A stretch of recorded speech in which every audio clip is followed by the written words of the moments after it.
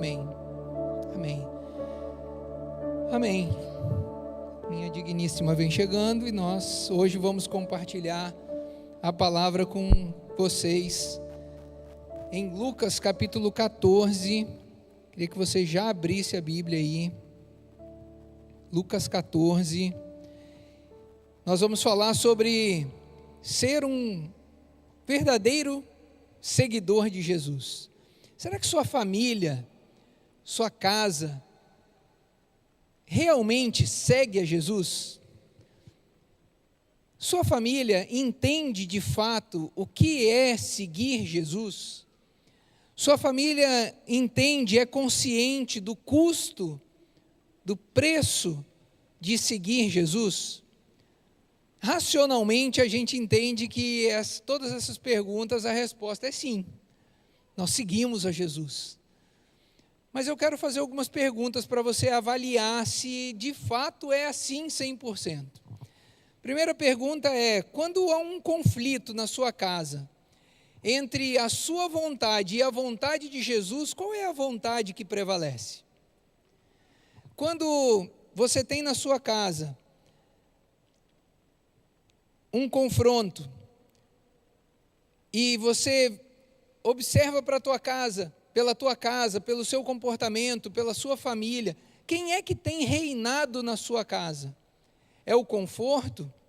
É a autonomia? É a satisfação? Ou é Jesus que tem reinado? Outra pergunta: você está construindo uma casa alicerçada em valores cristãos? Ou você simplesmente está improvisando uma fachada de aparência baseada em religiosidade? Mais uma pergunta: se Jesus pedisse para você entregar tudo aquilo que você tem, ou que você chama de seu, a Ele, Ele encontraria rendição ou resistência? Dependendo das respostas que você dá para essas perguntas, você pode descobrir que talvez a gente não seja assim tão 100% ou verdadeiramente seguidor de Jesus. A gente precisa entender que nesse contexto de Lucas 14, que eu vou ler agora, Jesus encontra uma multidão, mas ele não se impressiona pela multidão. E aí nós vamos ver o que ele diz sobre o discipulado, ou sobre ser seguidor de Jesus, discípulo. Lucas 14, 25 até 33. Grandes multidões o acompanhavam, e ele, voltando-se, lhe disse: se alguém vem a mim e não aborrece a seu pai, sua mãe, e mulher, e filhos, e irmãos, e irmãs, e ainda sua própria vida, não pode ser meu discípulo. E qualquer que não tomar a sua cruz e vier após mim, não pode ser meu discípulo. Pois qual de vós, pretendendo construir uma torre, não se assenta primeiro para calcular a despesa e verificar se tem os meios para concluir, para não suceder que, tendo lançado os alicerces e não a podendo acabar, todos os que a virem zombem dele, dizendo: esse homem começou a construir e não pôde acabar. Ou qual rei que, indo para combater outro rei, não se assenta primeiro para calcular se com 10.000 homens poderá enfrentar o que vem contra ele com 20.000? Caso contrário, estando o outro ainda longe, envia-lhe uma embaixada pedindo condição de paz. Assim, pois, todo aquele que dentre vós não renuncia a tudo quanto tem, não pode ser meu discípulo. Jesus, ele não se impressiona com a quantidade de pessoas que está atrás dele. O texto começa dizendo que havia uma multidão ali atrás de Jesus, mas ele não está impressionado com isso. Jesus, ele não se importa com a quantidade de pessoas, ele se importa com discípulos de verdade. Ele se importa com a verdade, ele tem um padrão, ele tem um nível de discipulado, um nível que ele deseja dos seus discípulos ou daqueles que o seguem, e ele apresenta isso. E a gente precisa entender que quando ele mostra nesse texto o verdadeiro preço, custo do discipulado. o verdadeiro custo de ser um discípulo de Jesus. Ainda, Jesus, nós olhamos aqui, ele diz, ninguém pode estar acima dele, há uma cruz a se carregar, e a gente precisa viver em renúncia. Quando Jesus é o Senhor da nossa vida, Ele governa, e o culto na nossa casa, Ele governa os nossos relacionamentos, Ele governa as nossas decisões. Porém, muitas vezes, nós estamos mais decididos a tomar nossas próprias decisões por nós mesmos, nem submetemos em oração, não submetemos ao governo de Jesus. Nos nossos relacionamentos, nós não submetemos nossos relacionamentos ao que a palavra diz, mas sim às nossas preferências. E aí, muitas vezes, nos desentendemos porque Ele não é o centro, porque nós não estamos seguindo aquilo que Ele diz. Então, uma família que segue a Jesus precisa entender que o discipulado, ele começa no coração, mas ele se expressa através da cruz, e ele se prova através da maneira como nós vivemos. E mais nisso, nós temos algumas verdades para trazer para vocês. A primeira verdade: uma família que segue Jesus coloca Cristo acima de todos os vínculos. No verso 26 diz o seguinte: se alguém vem a mim e ama o pai, a mãe, a mulher, os filhos, os irmãos, as irmãs e até a própria vida mais do que a mim, não pode ser meu discípulo. Entenda o seguinte: Jesus não está menosprezando, não está desprezando a família, o contexto família. Ele está falando, ele está deixando claro para a gente que o vínculo humano não pode ocupar o lugar de Cristo nas nossas vidas. O vínculo humano não pode ocupar o trono de Deus na minha e na sua vida, o que muitas vezes não acontece. Nós sempre trabalhamos com cursos. E durante os cursos a gente sempre está lidando com algumas questões, e elas esbarram nessa questão do senhorio de Deus sobre as nossas vidas. Eu gosto muito do curso Mulher Única. Na verdade, é o meu xodózinho, Casados para Sempre e Mulher Única. E a gente trabalha uma questão no Mulher Única que é: quem ocupa o trono na sua vida? Será que é o seu cônjuge? Será que é a sua casa? Será que é o dinheiro? Será que é o seu pai? Será que é a sua mãe? Será que é você mesmo? Sendo que este trono, quem deveria ocupar e quem deve ocupar é o Senhor Jesus Cristo. Mas nós tiramos Deus do trono das nossas vidas e nós colocamos quem nunca deveria ocupar este lugar. Quem jamais deveria ter a supremacia nas nossas vidas. Pare e pensa essa semana. Nós estamos na quarta-feira. Se a gente pudesse parar e pensar, quem ocupou o trono dos seus pensamentos essa semana, quem seria? Será que Deus, Jesus, teve algum espaço nos seus pensamentos essa semana? Nossa, Briane, mas nós só estamos na quarta-feira. Independente disso, se a gente estivesse na segunda, eu ia te perguntar a mesma coisa. Quem está ocupando o espaço, a supremacia na sua vida, que deveria ser de Cristo? Você acorda, nem bom dia dá para Deus. Você dorme, nem boa noite dá para Jesus. É como se eles nem existissem nas nossas vidas. E, infelizmente, muitas vezes, dentro da nossa família, isso é arrasador. Porque a gente dá vazão para tudo, a gente dá espetáculo para tudo. Mas quem deveria ser o espetáculo na nossa vida não recebe. Uma família que é verdadeiramente discípula de Jesus, de Deus, aprende a amar uns aos outros a partir do amor maior que é Cristo. Quando Jesus é o primeiro relacionamento nas nossas vidas, e eu digo relacionamento mesmo, que é você separar tempo, sentar na presença de Deus e investir ouvindo, falando com Ele. Eu tenho o meu escritório, o meu escritório de guerra, eu chamo, né? Que é o escritório que eu tenho na minha casa. Eu atendo no home, então eu trabalho dentro de casa. E na frente da minha mesa tem uma cadeira, tem uma poltrona, linda por sinal, minha poltrona. E tem alguém que senta especificamente nessa poltrona. Todos os dias eu sento na minha mesa e falo com Jesus, como se ele estivesse ali naquela poltrona. Porque é o meu momento de intimidade com Deus. É ali que eu sou uma pessoa muito melhor. Porque sem Cristo, gente, deixa eu contar um segredo para vocês. Sem começar o meu dia com Cristo, o pior de mim aparece. Mas quando eu começo entregando a minha vida para Deus, o melhor dele aparece na minha vida. Amém. Não é sobre quem eu sou, é quem eu sou nele. E a intimidade, o relacionamento que nós temos com Deus reflete na nossa casa. Hoje é quarta. Como que foi os seus 3 primeiros dias, 4 primeiros dias na sua casa? Domingo? Foi maravilhoso. Você veio para o culto? Que lindo. Todo mundo estava no culto adorando a Deus. E na segunda? E na terça? E hoje? Como está o seu relacionamento com Deus vai impactar como está a sua casa, cheia ou vazia da presença dEle, porque é você que convida o Espírito Santo para ter total liberdade na sua casa.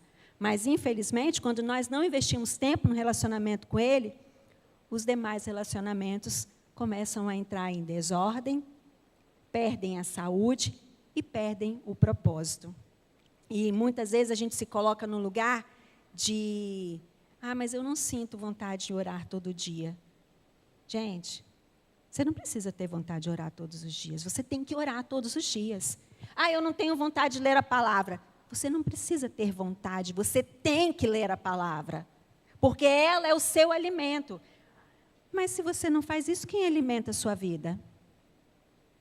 A Instagram? Facebook? Como é que anda a saúde, como é que andaria a saúde da sua casa dependendo do tempo que você passa com Deus? Discípulos de Cristo entendem que intimidade com Ele é busca.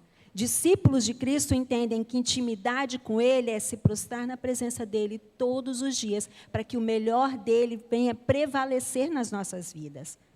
Cada membro da família precisa se perguntar diariamente, será que Cristo realmente ocupa o primeiro lugar no meu e no seu coração? Fazendo uma análise muito forte essa noite, pare e pensa, será que Deus, esse Deus que você vem buscar no domingo, que você coloca lá nas redes sociais, o melhor lugar para começar a minha semana, será que esse Deus, esse Cristo, realmente está ocupando o centro da sua vida? Será que ele não está sendo trocado pelo Instagram? Será que ele não está sendo trocado pela Netflix? Será que ele não está sendo trocado pelo dinheiro? Acima das nossas preferências, acima das nossas emoções e acima dos nossos interesses, precisa ter um coração que está disposto a colocar Deus sempre no centro de tudo. Marido, esposa, pais, filhos, irmãos, devem ser e devem se tratar como alinhados numa caminhada com Jesus. Se a mulher grita com o marido, se o marido grita com a mulher, se os filhos gritam com pai e mãe, será que essa caminhada ela está sendo fortalecida um pelo outro dentro de casa? Ou será que a mulher está destruindo a caminhada do marido com as suas palavras duras? O marido, muitas vezes, porque a gente casa com um gatinho, mas depois a gente descobre que é um ogro, né? Então esse ogro começa a gritar com a gente. Será que esse ogro gritando com a gente, ele está fazendo com que Deus realmente seja o centro da nossa casa? Dentro da nossa casa, nós não precisamos ser rivais, nós precisamos estar juntos, buscando a Deus como Deus da nossa história. Nós tivemos o pocket de casais nesse final de semana. Quem não veio, perdeu. Deixa eu contar um segredo para vocês, deixa eu falar de novo.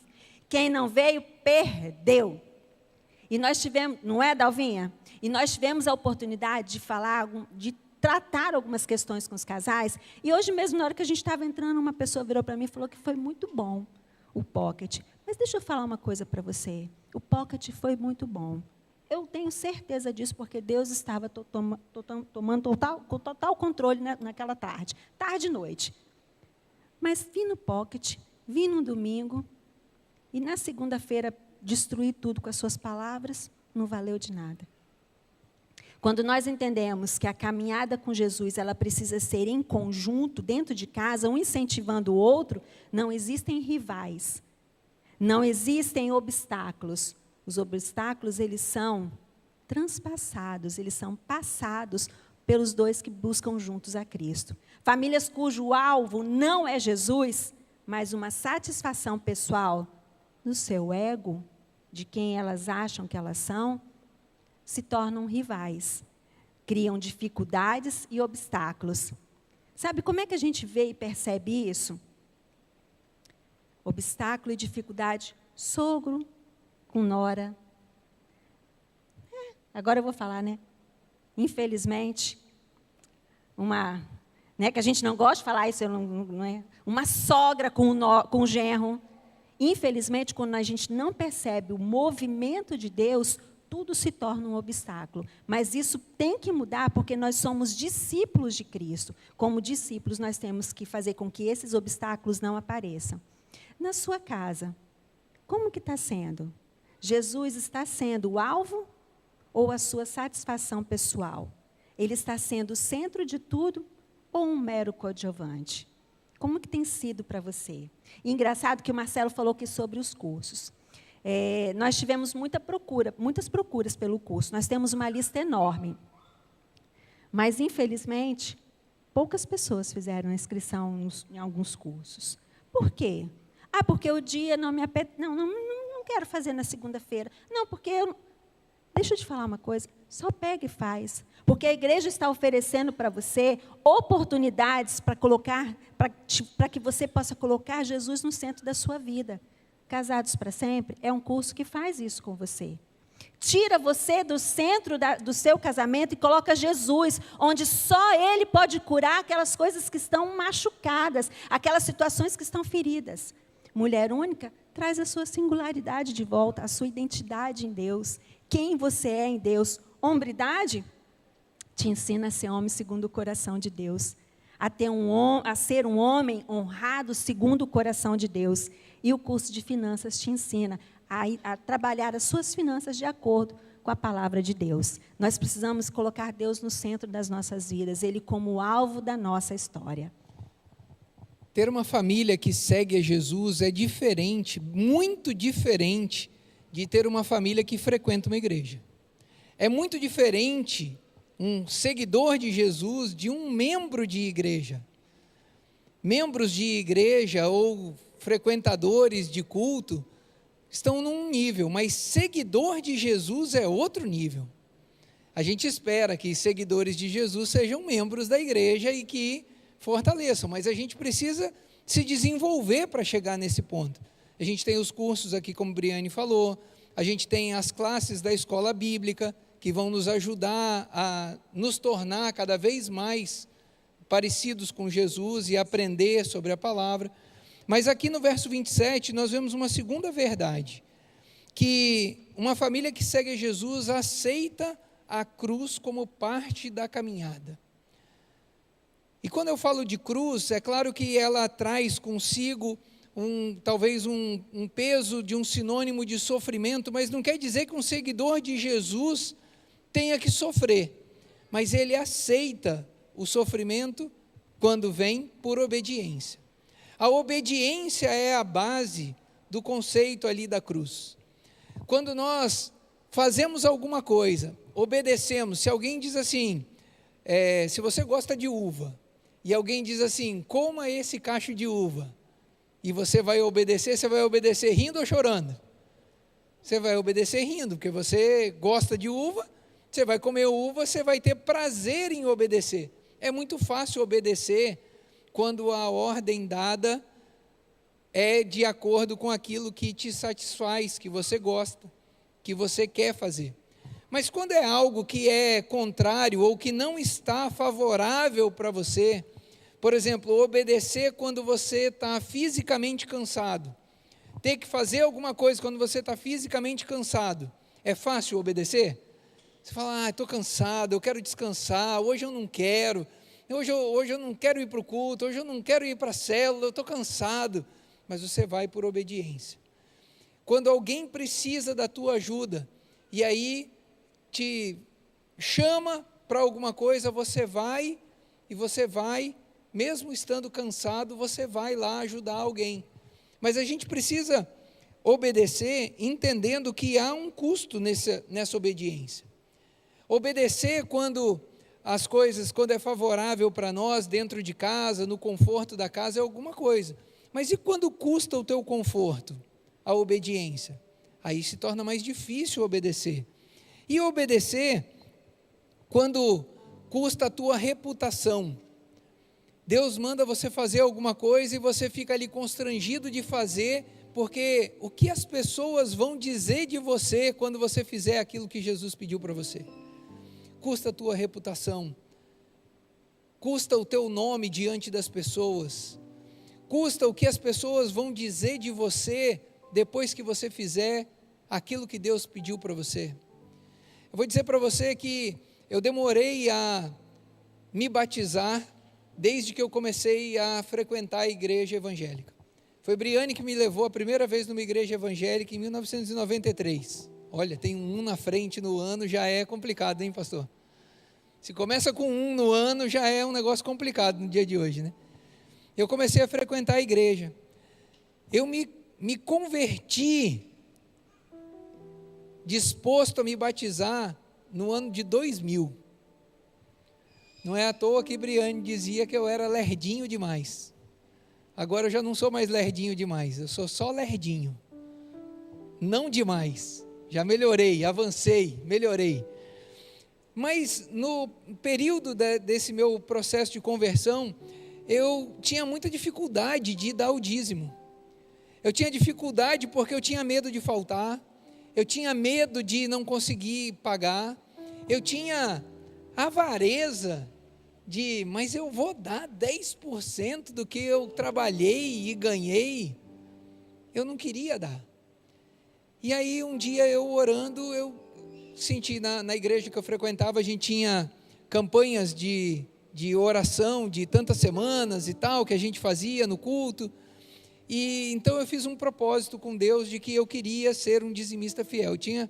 Naquela campanha eu podia colocar 7 pedidos, e eu preenchi o meu papelzinho com 7 pedidos. Quero ser um dizimista fiel, quero ser um dizimista fiel, quero ser um dizimista fiel. Nos 7 espaços eu coloquei, quero ser um dizimista fiel. E eu tinha essa dificuldade de desembolsar aquele dinheiro e colocar ali inteiro no gasofilácio. E aí eu então fiz um propósito com Deus. Eu falei, Senhor, se eu tenho dificuldade de fazer o valor inteiro, eu vou dividir nas semanas do mês, e toda semana eu vou colocar um valor, que no final das 4 semanas do mês era o valor do dízimo completo. E eu comecei a fazer isso na primeira semana, na segunda semana, e eu fui, pelo trabalho, fazer uma viagem para Belo Horizonte. E o culto que eu fazia isso era um culto de terça-feira. Naquela terça-feira eu estava em Belo Horizonte. E eu comecei a ficar angustiado com aquilo. E agora? Eu fiz um compromisso. Eu coloquei diante de Deus que eu queria ser um dizimista fiel. E agora eu não estou na minha igreja, eu não estou na minha cidade. Eu não conheço nada por aqui, eu não sabia onde ir. E aí eu fiquei na segunda-feira já angustiado, que eu precisava arrumar uma igreja para eu ir na terça-feira, e eu ia entregar naquela igreja como uma oferta, mas que para mim era o compromisso que eu tinha feito diante de Deus. E aí quando foi na terça-feira, eu pesquisei assim algumas igrejas, eu conhecia a Lagoinha, conhecia a Getsemane, e eu já tinha ouvido o pastor Jorge Linhares pregar, e eu falei, poxa, eu quero ir lá na igreja dele. Quando eu cheguei na empresa na terça-feira, eu fui e perguntei aonde era, se era muito longe, como que eu poderia chegar lá. E aí eles me disseram, olha, é longe daqui, você pode ir de táxi, vai custar um dinheiro para você ir lá e voltar, depois vai ser difícil para a hora de voltar. Falei, mas eu quero ir. E aí eles falaram assim, mas você quer ir lá por quê? Você é evangélico? Aí eu falei, eu sou evangélico. E aí eles viraram para mim e disseram assim, mas você não é daqueles que dá dinheiro para pastor, né? É assim que o mundo vê o dízimo e oferta. E aí eles colocaram isso, e isso era a minha obediência diante de Deus, e era eles me colocando em xeque, e agora a minha reputação diante daquelas pessoas, de eu dizer o quê? De eu responder o quê? Não, claro que não, né? E é claro que eu respondi, é claro que não. Eu não dou dinheiro para pastor, eu dou o dízimo e oferta. Eu já coloquei, eu dou o dízimo, que eu já estava dando naquele período. Eu dou o dízimo. Então aquilo pode, quando a obediência custa a tua reputação, custa teu nome, custa a tua aparência diante das pessoas, é fácil obedecer? É fácil levar essa cruz? Dentro de casa, a gente também precisa ver que a cruz, dentro de casa, ela se manifesta através da nossa fidelidade a Cristo e ensinando dentro de casa que é mais importante sermos fiéis a Jesus, fiéis à palavra, do que propriamente a nossa conveniência e ao nosso prazer. A gente ensina isso dentro de casa. Quando a gente, na nossa atitude com marido, com esposa, com filhos, a gente demonstra aquilo que a gente tem aprendido e vive na prática. Eles aprendem. As pessoas que estão ao nosso redor, elas aprendem. Talvez você nem perceba ou você nem diga, mas eles estão aprendendo. É igual quando você vai ofertar ou dizimar e teu filho vê você colocando a notinha ali, como é que fala? A segunda via do cartão dentro do envelope, e ele quer pegar e levar no gasofilácio. Ele está aprendendo com o teu comportamento. Então, dentro de casa, a gente também vai ensinando isso. Outra coisa nos nossos relacionamentos é a gente experimentar e praticar o perdão, a paciência, o serviço dentro de casa. Nem sempre é fácil e a gente está de bom humor ou de boa vontade para fazer o que precisa ser feito dentro de casa e que vai favorecer o outro. Nesses dias, meu pai está se recuperando de um acidente lá na nossa casa. E a gente tem, então, eu sou o responsável por várias tarefas que antes a gente não tinha na nossa casa. Então, a gente não, na nossa dieta, a gente não tinha café da manhã. Então, eu tomo um whey, a gente toma uma água com limão, alguma coisa bem simples. Não tem uma dieta, não tem um café da manhã na nossa dieta. Mas quando meu pai vai para a nossa casa, na dieta do meu pai tem um café da manhã que não é só uma xícara de café puro ou café com leite. E aí eu me levanto, faço o café, eu não bebo café, mas eu me levanto e passo o café para ele. Ele não toma o café com o leite frio, ele toma o café com o leite quente. Então eu esquento o leite para ele, eu preparo o pão, a manteiga, ele gosta de comer um ovo cozido, eu cozinho os ovos e deixo lá pronto para ele comer. Se manifesta em fazer o serviço que precisa ser feito para o bem do outro. Ele não está podendo fazer muitas coisas sozinho, e eu vou lá e faço. Eu sempre quero fazer? Não, tem dia que eu não quero fazer. Ele precisa fazer o curativo do acidente que ele sofreu, eu faço o curativo. Não é agradável para quem não é da área da saúde ter que cuidar de curativo. Mas alguém precisa fazer, e eu me submeto, vou lá e faço o curativo. Porque é o serviço que eu estou prestando a ele. Mesma coisa a Briane ou aos nossos filhos. O serviço, a paciência, o perdão. Assim se manifesta a cruz que Jesus diz: quem não tomar a sua cruz e vier após mim, não pode ser meu discípulo. Ele deixa claro isso. Outra coisa também, a nossa igreja, como igreja em si, nós como comunidade, nós também carregamos a cruz, ou servimos, ou fazemos aquilo que precisa ser feito, para ajudar aqueles que precisam. Então, por exemplo, com o Instituto, quando nossas células se reúnem e trazem uma cesta básica, essa cesta básica vai atender a necessidade de alguém. É uma forma de manifestar, de vivermos essa cruz ajudando aqueles que precisam. Talvez você não vai lá, mas o instituto vai. Então você traz a cesta e o instituto vai lá. E não só a necessidade material ali da comida, mas também a necessidade espiritual. Também leva-se a palavra, também supre a necessidade que alguém tem ali. Uma terceira verdade. Uma família que segue Jesus avalia o custo de suas decisões. No verso 28 ao 32 diz o seguinte: por qual de vós, pretendendo construir uma torre, não se assenta primeiro para calcular a despesa e verificar se tem os meios para concluir? Para não suceder que, tendo lançado os alicerces e não a podendo acabar, todos os que a virem zombem dele, dizendo: este homem começou a construir e não pôde acabar.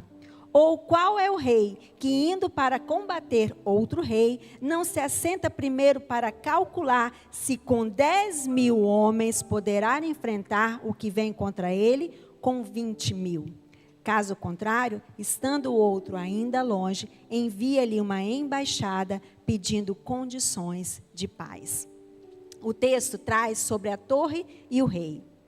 E engraçado, quando a gente para pensar sobre a torre, é a mesma coisa de uma casa. Você começaria a construir uma casa sem parar e fazer os cálculos? Não, Briane, eu tenho certeza que vai dar. Deus vai mandar todos os recursos. Mas Deus está falando para você que você precisa ser diligente. Você precisa parar e pensar o que vai acontecer, porque obra sempre dá um transtorno no meio do caminho. E se você não para pensar o que pode acontecer no meio do caminho, você está sendo negligente com o processo. Discipulado exige reflexão. Ser discípulo de Cristo exige reflexão. Exige clareza da sua parte para onde você quer chegar. Aonde você quer estar na presença de Deus. Pergunta para você básica, simples. Daqui a um ano, como que você quer estar na presença de Deus? Frio, morno ao ponto de ser vomitada, ou vomitado, ou quente? Nós precisamos ter clareza também nisso. E, acima de tudo, perseverança. Porque quando nós nos colocamos como discípulos de Cristo, as batalhas vão vir. Carregar a nossa cruz não é fácil, mas é necessário. E é necessário que essa cruz te ensine alguma coisa. Eu tenho uma frase, eu repito para as minhas meninas direto, se não é bênção, com certeza é uma grande lição. E quando nós nos colocamos na perseverança, nós estamos a todo tempo aprendendo lições que vão nos levar a tomar decisões fortes para viver uma vida forte diante de Deus. Nós precisamos ter noção das consequências de tudo que nós fazemos, para a gente não correr o risco de não terminar uma torre, de não terminar uma casa, de não terminar um casamento. Nós precisamos parar e pensar no que nós estamos fazendo dentro das nossas casas, porque quem está do nosso lado lê tudo que nós estamos fazendo. Eu falo que os nossos filhos são como esponjinhas, e eles absorvem tudo que está dentro de casa. Ele vê quando o pai grita com a mãe. Ele vê quando o pai para de falar com a mãe. Ele vê quando a mãe irrita o pai. Ele vê quando a casa não está em ordem ao ponto de nele já existir fissuras que vão fazer com que a alma dele fique machucada. Nossos filhos enxergam tudo. Nós somos tão bobinhos que a gente acha que eles não enxergam nada. Mas eles estão ali como esponjinhas. E eles estão absorvendo tudo. Nós precisamos ter noção das consequências para não correr o risco de não terminar uma obra ou de entrar numa guerra que jamais deveríamos entrar. Eu falo sempre com as minhas meninas, que eu tenho um grupo, eu falo com elas que eu entro em batalhas que Deus me manda entrar. Eu não entro em batalhas que Ele não me permite entrar. E isso nós deveríamos fazer todos os dias. Senhor, essa batalha eu devo entrar, essa batalha eu posso entrar, essa batalha, Senhor, vai à minha frente. Porque muitas vezes nós entramos em batalhas que não são nossas. Uma família cristã não vive de impulsos espirituais. Vem no pocket lindo, maravilhoso, né? O pastor Marcelo e Briane, desce a lenha nos casais. Aí no domingo, o pastor vem, pastor Erasmo traz uma palavra maravilhosa de Deus para o nosso coração. Na segunda-feira, a gente está frio. O pior, morno. O pior de tudo é que muitas vezes uma família cristã está tão morna que está impactando a vida da criança. E a criança nem sabe o que é ter uma vida com Deus. Uma família cristã nem da tradição vazia, não vive de tradição vazia, ou seja, não vive de religiosidade. Eu cresci num lar evangélico, num lar cristão. E um período da nossa vida, a minha mãe, ela, como é que eu posso dizer, meio que deu uma pequena surtadinha, né, para não falar que ela ficou meio estranha. E ela estava numa igreja muito tradicional, muito religiosa. Não podia cortar o cabelo, não podia fazer um monte de coisa, não podia. E chegou um momento na vida da minha mãe que ela raspou a cabeça. Porque ela falou que o cabelo dela estava cheio de demônio. Ela ficou tão bitolada, tão envolvida na religiosidade, que ela via demônio em todos os locais. Ela não me deixava chegar perto dela, ela não deixava a minha irmã mais velha, que é pastora, estar perto dela. Ela deixava a minha irmã, que não é cristã, que vive uma vida que não está de acordo com os padrões de Deus, que não vive uma vida de intimidade com Deus, era a única pessoa que deveria estar ao lado dela. Porque nós não éramos dignos de estar ao lado dela, porque nós não éramos servos do Deus Altíssimo. A religiosidade destrói vidas e destrói famílias. Foi o pior período da minha vida. Eu nunca vi meu docinho tão perturbada, mas naquele período eu perdi quem era meu docinho. E hoje a gente fala com ela e ela fala: minha filha, naquela época eu não era eu não sei nem quem eu era. E infelizmente, uma família cristã que vive a religiosidade se perde no meio do caminho. Uma família cristã, ela considera seriamente o que significa obedecer a Cristo. Porque seguir Jesus requer consciência de que há um preço a ser pago, mas também que vale muito a pena pagar esse preço. Vale a pena pagar o preço de estar na presença de Deus todos os dias. Vale a pena você ver os seus filhos crescer na presença de Deus, sabendo que Ele é autor e consumador da sua fé e que está impactando a vida dos nossos filhos. Cada membro da família precisa avaliar se a sua fé é apenas usos e costumes, dogmas religiosos ou um compromisso real com o Deus da nossa vida. As decisões da sua casa, elas são tomadas na base da emoção, da religiosidade, da pressão, ou debaixo de muita oração, busca por discernimento e alinhamento com o centro da vontade de Deus. E nós, como igreja, nós devemos ensinar as famílias a construir uma fé sólida. Por isso, nós temos o culto da base, nós temos o Biuan, os cultos aos domingos, segunda, quartas e sextas, nós temos os cultos às 5h30, porque a nossa igreja entende que construir uma fé sólida é o que nos leva a ter a mais com Deus, que é a intimidade com Deus. Capaz de permanecer quando as crises vêm, porque elas vão vir.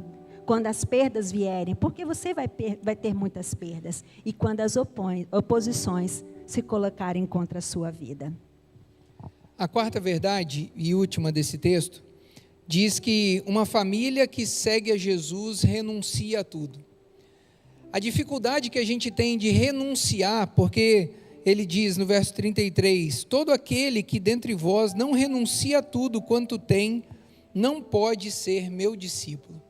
É interessante que ao ler esse texto, essa passagem, você pode observar que por 3 vezes ele diz, não pode ser meu discípulo, não pode ser meu discípulo, não pode ser meu discípulo. Ele está destacando o que faz a gente perder a essência de ser um verdadeiro seguidor de Jesus.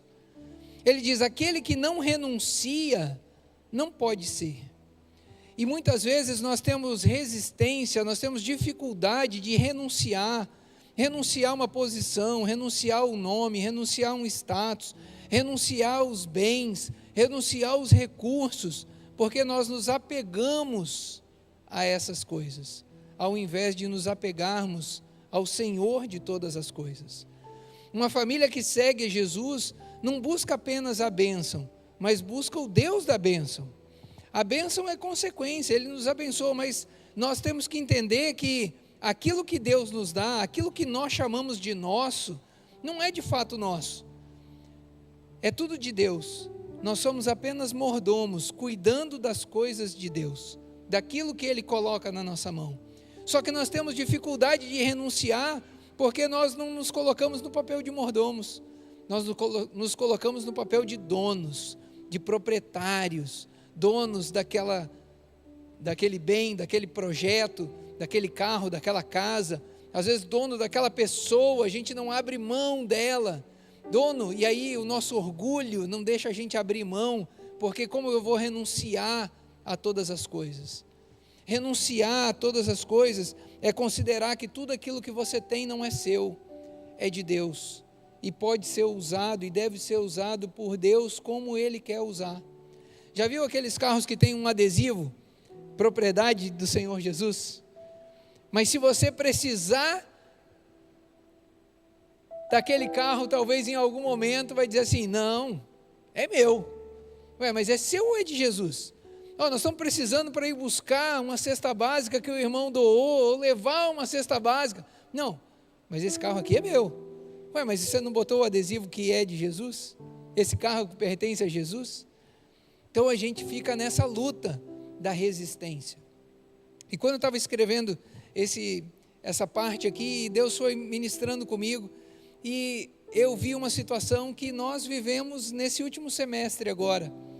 A nossa célula multiplicou, nossa célula é na terça-feira, e ela criou uma célula adolescente, teens, com adolescentes, filhos de pais membros da nossa célula, na segunda-feira. Só que não tinha um lugar para essa célula se reunir, não tinha uma casa para essa célula se reunir ali no bairro. E aí, eu e Briane conversamos e dissemos assim, olha, na segunda-feira é um bom dia para vocês? Aí, nossa, segunda-feira é um ótimo dia para nós. Nós dissemos assim, olha, eu tenho um grupo de homem ao máximo na segunda-feira, Briane tem um grupo de mulher única na segunda-feira, mulher que prospera na segunda-feira. Nós estaremos na igreja ministrando essas turmas. Está aqui a chave de casa, você vai lá em casa com eles na segunda-feira, líder, recebe os adolescentes, faz a célula e está tudo bem, tem um lugar agora para a célula se reunir. A gente deixa a chave, deixa a pessoa, ela vai lá, usa a casa, faz o que tem que fazer, ministra a palavra, pessoas se convertem, pessoas são batizadas, e está usando aquilo que é nosso? Não, está usando aquilo que é de Deus, para Deus. Nós só entregamos, deixamos lá, a gente sai e deixa a chave na portaria, ele chega, pega a chave, sobe, fazem a célula, vão embora. Quando a gente chega, a gente pega a chave e eles já foram embora, eles deixam tudo limpo, arrumado, graças a Deus, né? Você empresta a casa, mas não chega lá, tá uma bagunça, né? Está tudo arrumado. Mas é a gente submeter e entregar aquilo que a gente tem. Será que isso é fácil? Isso é fácil de fazer? Não. A gente faz isso com tudo? Não. Não posso dizer aqui para você que eu faço isso com tudo. Mas a gente experimentou isso, de abrir mão, de entregar, de renunciar aquilo que é nosso conforto, aquilo que a gente conquistou, e aí, estou dizendo, a gente conquistou, Deus nos deu, Deus nos abençoou, mas se eu pego isso, se a gente pega isso tudo para nós, a gente tem dificuldade de abrir mão, a gente tem dificuldade de entregar, por conta do nosso orgulho, por conta do nosso status, por conta do nosso controle, que a gente quer controlar tudo, quer tudo na nossa mão, a gente não quer abrir mão dos nossos projetos, nossas empresas, nossos negócios, nossas finanças, tudo a gente chama de nosso. E aí ele diz, renuncie a tudo, entregue tudo, porque aquele que não entrega, ele diz, aquele que não renuncia a tudo quanto tem, não pode ser meu discípulo. para ser discípulo de Jesus requer entrega, requer renúncia, requer avaliar o custo, requer levar a cruz, requer colocar Jesus acima de qualquer outro vínculo e relacionamento. Será que aquela pergunta inicial que eu fiz, a nossa família, a sua família, a minha família, é verdadeiramente seguidora de Jesus? Se a gente parar para olhar agora, será que o verdadeiramente nos cria uma barreira então agora? De dizer, puxa, talvez eu não seja tão assim, eu preciso buscar cada vez mais. Agora, o primeiro passo para a gente ter uma família que é seguidor de Jesus é a gente entregar a vida para Jesus. É a gente renunciar ao nosso orgulho, o nosso ego, aprender e entender que a gente precisa entregar a nossa vida. Eu não sei se tem alguém aqui que nunca entregou a vida para Jesus, que não colocou, não começou essa jornada de se tornar um discípulo de Jesus. Ou se tem alguém aqui que talvez já começou essa caminhada e por algum motivo, alguma razão, acabou sendo interrompida, acabou ficando de lado, se afastando e não caminhando com Jesus, mas nessa noite tem o desejo de voltar ou de começar uma jornada de se tornar um discípulo com Jesus. Queria que você fechasse teus olhos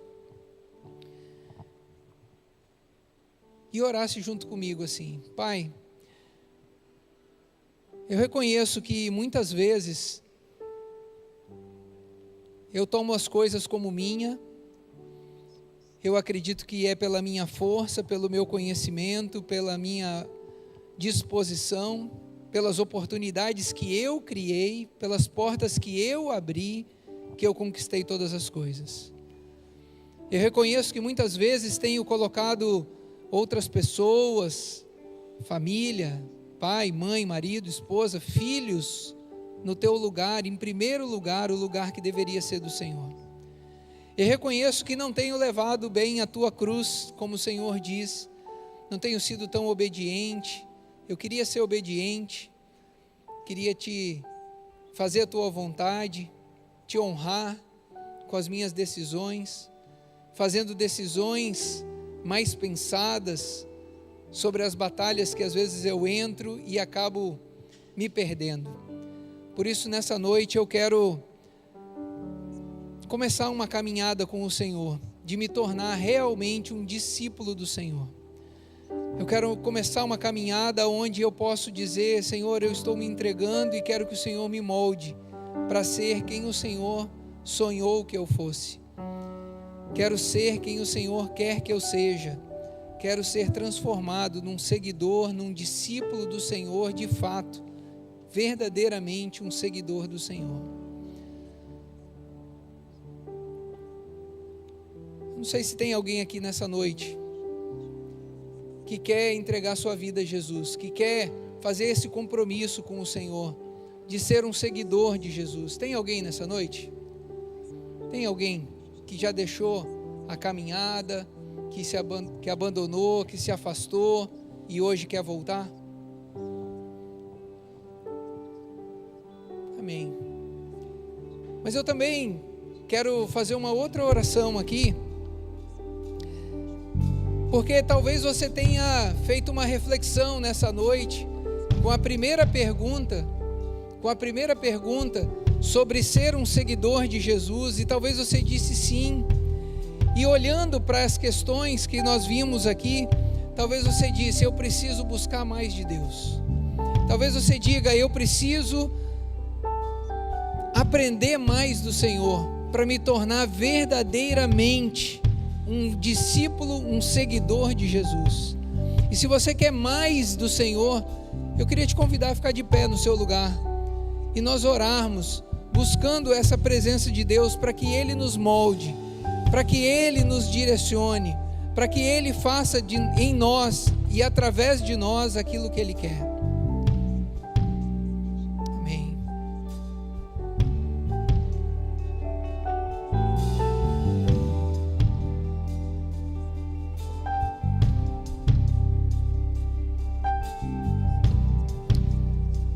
Pai, nós entendemos, ó Deus, que Algumas vezes dizemos que somos teus seguidores, ó Deus, mas somos apenas frequentadores de culto, Senhor. Outras vezes, ó Deus, nós dizemos que somos teus seguidores, ó Pai, mas talvez dizer verdadeiramente seguidores de Jesus traz um peso para nós de que nós ainda precisamos caminhar e nos aprofundar ainda mais, ó Deus, nessa jornada. Por isso, ó Deus, eu sou grato por cada um que se levanta nessa noite, Senhor. Ó Deus, porque eu também estou de pé, porque preciso me tornar cada vez mais semelhante ao Senhor, ó Pai. Cada um de nós aqui, ó Deus, tomando essa decisão de ser, ó Deus, verdadeiramente discípulo do Senhor. Que o Senhor venha, ó Pai, a nos moldar, a nos guiar, as nossas decisões, a nossa obediência, os nossos relacionamentos, a renunciarmos, ó Deus, aquilo que temos ou achamos que é nosso, Senhor, para nos tornarmos mordomos do Senhor, ó Deus, e que as nossas famílias, ó Deus, possam ser conhecidas como verdadeiramente seguidoras do Senhor. Que nós possamos dizer, ó Deus, na integridade do versículo, ó Deus, de Josué 24, eu e a minha casa servimos ao Senhor. Servimos ao Senhor mais do que em um ministério, servimos ao Senhor. Mais do que, ó Deus, participarmos da Tua obra, nós somos obedientes à Tua palavra e seguimos o Senhor de perto, ó Pai, vivendo a Tua palavra a cada dia, Senhor. Abençoa, Deus, as nossas famílias. Abençoa, Deus, aquilo que o Senhor tem colocado nas nossas mãos. Que nós saibamos, ó Deus, como homens e mulheres sábios, ó Deus, tomar as decisões adequadas. Tomar, ó Deus, as decisões para Te obedecermos, para Te servirmos, para respeitarmos um ao outro, ó Deus, e que as nossas famílias se tornem reflexos do Senhor. Numa geração perversa e corrompida, as nossas famílias sejam luzeiros que possam resplandecer a Tua luz, Pai. Em nome de Jesus, que as nossas famílias sejam mais conhecidas como seguidoras de Jesus do que frequentadores de igreja. Nós queremos, ó Deus, ser conhecidos, ó Deus, por onde passarmos, pela nossa vizinhança, como aqueles que servem e seguem a Jesus, mais do que simplesmente vão a uma igreja ou a um culto, Senhor. Que o Senhor, ó Deus, nos dê esse restante de semana, ó Deus, oportunidades de experimentarmos, ó Deus, o Teu amor, a Tua graça e a Tua palavra, Senhor.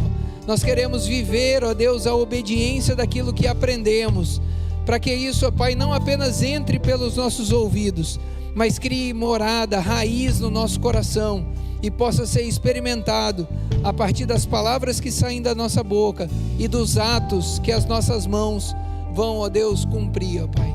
Ó Pai, em nome de Jesus, é assim que nós oramos, abençoamos cada família aqui, em nome de Jesus, amém, amém, amém. Deus te abençoe, tenha uma boa semana, vamos em paz.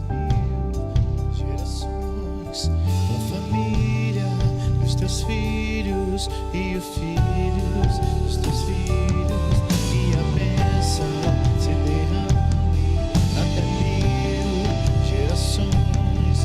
Família, e teus filhos, e os filhos, e os filhos, uma presença que acompanhe por detrás, por diante, do seu lado e em ti, é contigo, dia e de noite, entrada e saída, riso, teu choro. É contigo, é por ti, é contigo, é por ti, é contigo, é por ti, é contigo, é por ti.